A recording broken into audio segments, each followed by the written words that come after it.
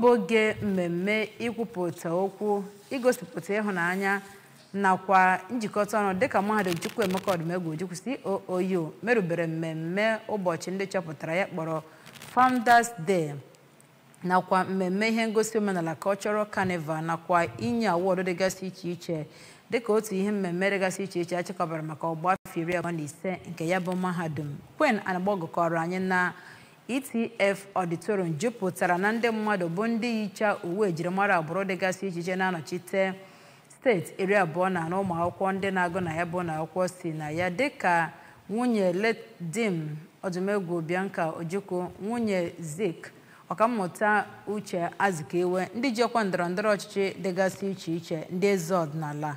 ndị otu jikọrọ ndị gụrụ na ya bụ na akwụkwọ nakwa ndị ọzọ sonyere na ya bụ mmemme. Gere akụkọ ahụ n'uju.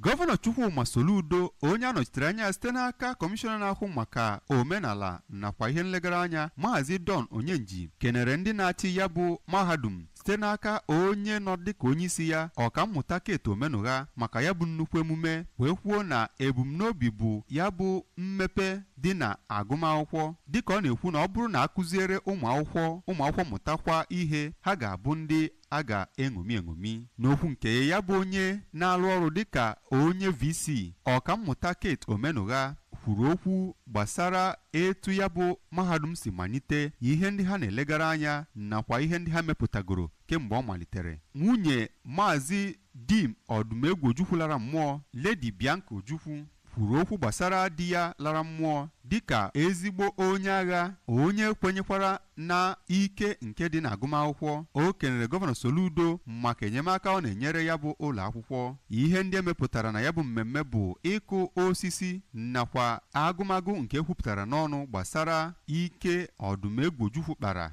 nakwa inye nzere na ihe ndị ọzọ ga.